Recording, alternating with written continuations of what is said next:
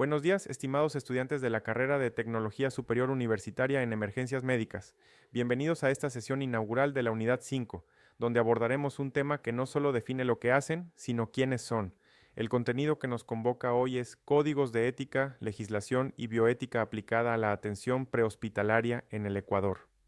Sé que para muchos hablar de ética suena a teoría abstracta, a palabras bonitas en un papel que se guarda en un cajón, pero quiero ser brutalmente honesto con ustedes.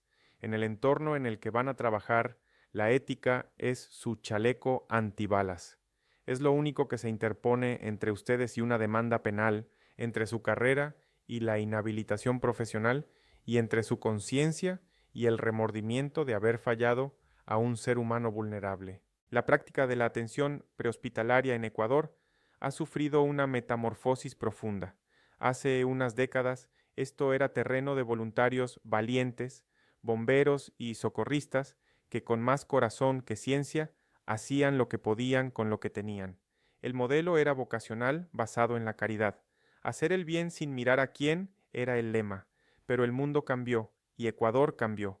Con la implementación del EQU 911 y la articulación de la Red Pública Integral de Salud, ustedes dejaron de ser socorristas para convertirse en profesionales de la salud con responsabilidad legal.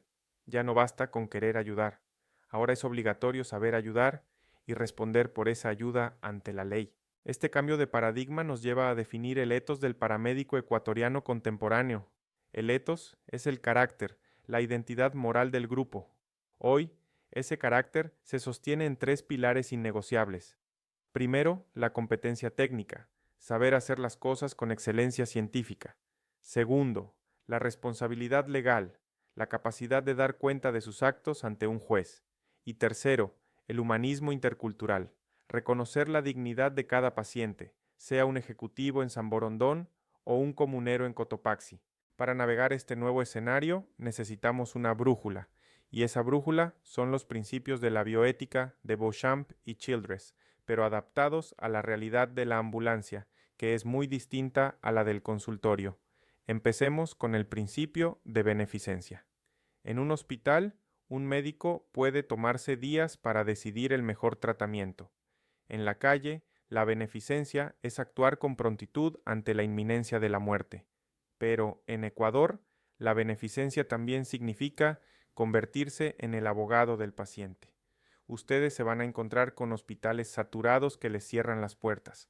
La beneficencia les exige insistir, pelear por esa camilla, garantizar que su paciente sea recibido y estabilizado sin importar si tiene dinero o no, tal como lo manda la Ley de Derechos y Amparo del Paciente. No abandonar al paciente en el pasillo es su acto supremo de beneficencia. Luego tenemos la no maleficencia, el famoso primum non nocere.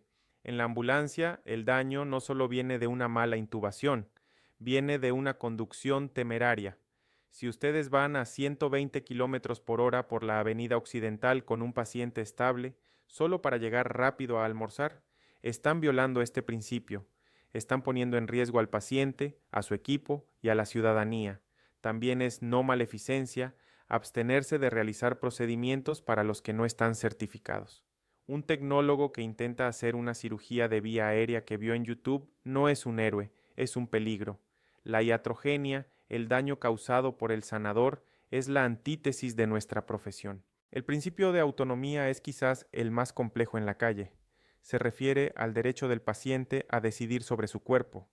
Pero, ¿qué pasa cuando el paciente está bajo los efectos del alcohol, o en shock, o hipóxico? Su autonomía está reducida. Sin embargo, si se encuentran con un paciente lúcido, orientado, que les dice, no quiero ir al hospital, aunque ustedes sepan que se puede morir, deben respetar esa decisión. Forzarlo es secuestro, pero abandonarlo es negligencia.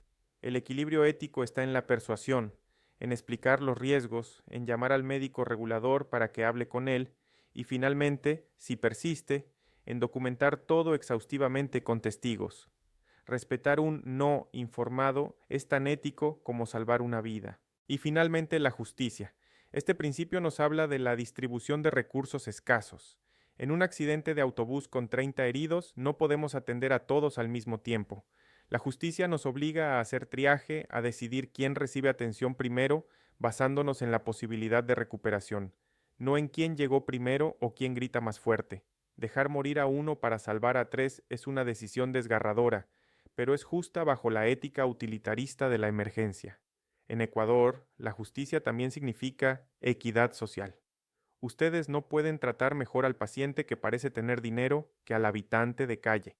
La calidad de su RCP, la suavidad de su trato, el cuidado de la privacidad debe ser idéntico para todos. Discriminar por apariencia o estatus es una violación constitucional y una falta ética gravísima. Todo esto ocurre dentro de un marco constitucional que es garantista. La Constitución del 2008, en su artículo 32, define la salud como un derecho garantizado por el Estado. Esto significa que la salud no es un negocio, es un derecho. El artículo 35 nos habla de los grupos de atención prioritaria: niños, ancianos, embarazadas, personas con discapacidad y personas privadas de libertad. Ojo con esto último. Un preso tiene derecho prioritario. La ética médica no juzga delitos, atiende heridas. Si la policía presiona para que atiendan rápido y mal al detenido, ustedes deben recordar que su lealtad es con la fisiología del paciente y con la Constitución, no con la presión policial. La Ley Orgánica de Salud instrumentaliza estos derechos, define los niveles de atención y tipifica las ambulancias. Llevar a un paciente crítico a un centro de salud tipo A por conveniencia o ignorancia, sabiendo que no tienen capacidad resolutiva, viola la ley. Y la Ley de Derechos y Amparo del Paciente es su manual de convivencia. El artículo 9 es vital para los que trabajen en ambulancias privadas. Prohíbe exigir cheques o tarjetas de crédito como condición para atender una emergencia.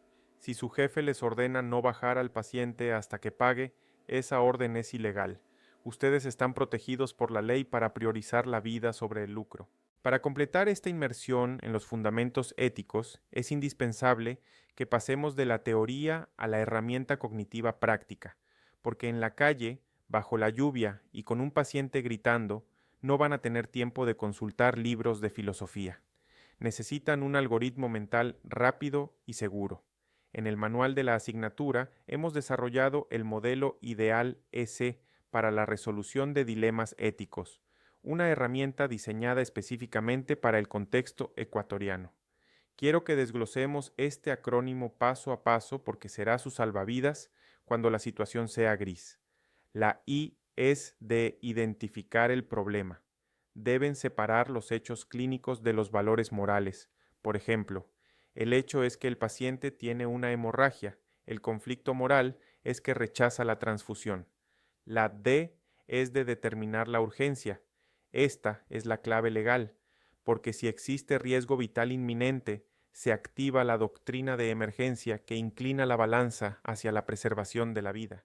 La E es evaluar la capacidad. Usen el test de orientación y juicio, porque un rechazo de un paciente hipóxico no es válido. La A es analizar principios. Contrapongan la autonomía versus la beneficencia. La L es de legalidad. Recuerden el Código de Información y Protección y la Ley de Derechos del Paciente. La E es ejecutar y documentar. Tomen la decisión y escríbanla. Y la C es custodia. Si hay bienes o evidencia, asegúrenlos. Aplicar este modelo es vital cuando se enfrentan a uno de los dilemas más corruptos y frecuentes en nuestro medio: el conflicto entre la ética de la vida y la ética del mercado, lo que yo llamo la ley de la billetera.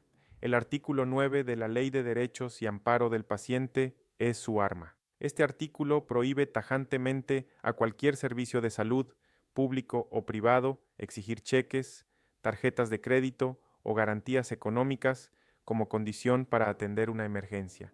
Sin embargo, la realidad es que muchas clínicas privadas intentan filtrar a los pacientes que traen las ambulancias. Si ustedes llegan con un paciente crítico y el guardia o la recepcionista les niegan el ingreso porque no hay convenio o no tiene seguro, ustedes se encuentran en un conflicto ético mayor. Si se dan la vuelta y se llevan al paciente a buscar otro hospital, están siendo cómplices de esa violación de derechos y participan en el ruleteo de la muerte. Su deber ético y legal, amparado en la Constitución, es ejercer la abogacía del paciente. Ustedes deben plantarse firmes y decir, este paciente está en riesgo vital inminente. Según la Ley Orgánica de Salud y la Ley de Derechos del Paciente, ustedes tienen la obligación de estabilizarlo. Si se niegan, reportaré este evento como una denegación de auxilio a la autoridad sanitaria y a la Fiscalía. Esa postura valiente es la beneficencia en acción. No se trata de pelear, se trata de garantizar derechos. Ustedes no pueden permitir que la lógica financiera de una institución privada esté por encima de la vida humana que llevan en su camilla. La ética de la ambulancia es la ética de la defensa de los vulnerables. Otro escenario donde el modelo ideal es crucial es en la interculturalidad. Ecuador es un país plurinacional. A menudo llegarán a comunidades donde la autoridad no es el médico, sino el yachak o el líder comunitario, y donde se están aplicando medicinas ancestrales a un paciente crítico. El conflicto entre su ciencia occidental y la cosmovisión andina o amazónica puede ser tenso. El error del novato es llegar con arrogancia, ridiculizando las creencias locales e imponiendo la fuerza. Eso viola el principio de autonomía colectiva y cierra las puertas de esa comunidad para siempre. La estrategia ética es el respeto y la negociación. Ustedes deben reconocer la autoridad comunitaria, explicar la gravedad técnica sin usar tecnicismos incomprensibles y buscar una alianza. Respetamos su curación del espíritu, pero permítanos ayudar al cuerpo que está sufriendo por la hemorragia. Integrar saberes en lugar de imponerlos es la verdadera competencia ética en un país diverso. Finalmente, quiero que reflexionen sobre la justicia distributiva y los grupos de atención prioritaria del artículo 35 de la Constitución. En una sociedad desigual como la nuestra, es fácil caer en sesgos inconscientes. A veces, sin darnos cuenta, tratamos con más suavidad y rapidez al paciente bien vestido o al turista extranjero, y con más rudeza o demora al paciente con aspecto de habitante de calle o con problemas de adicción. Eso es una violación al principio de justicia. La ética prehospitalaria es ciega al estatus social. Su estándar de cuidado, desde cómo ponen una vía hasta cómo hablan, debe ser idéntico para el presidente de la República que para el ciudadano más humilde. Si ustedes permiten que sus prejuicios dicten la calidad de su atención, están fallando en su misión fundamental. La ambulancia es, quizás, el único lugar en la sociedad donde la igualdad debe ser absoluta ante el dolor. En esta primera parte hemos sentado las bases filosóficas y legales. Hemos visto cómo pasamos de la caridad a la profesión y cómo los principios bioéticos se convierten en herramientas de decisión en el asfalto. Pero la ética no se queda en la teoría. En la próxima hora vamos a entrar en el terreno más espinoso, la responsabilidad penal. Vamos a analizar el COIP, el homicidio culposo y los errores comunes que pueden llevarlos a la cárcel. Así que tómense un respiro, reflexionen sobre lo que significa ser un garante de derechos y regresamos para hablar de cómo protegerse legalmente mientras salvan vidas.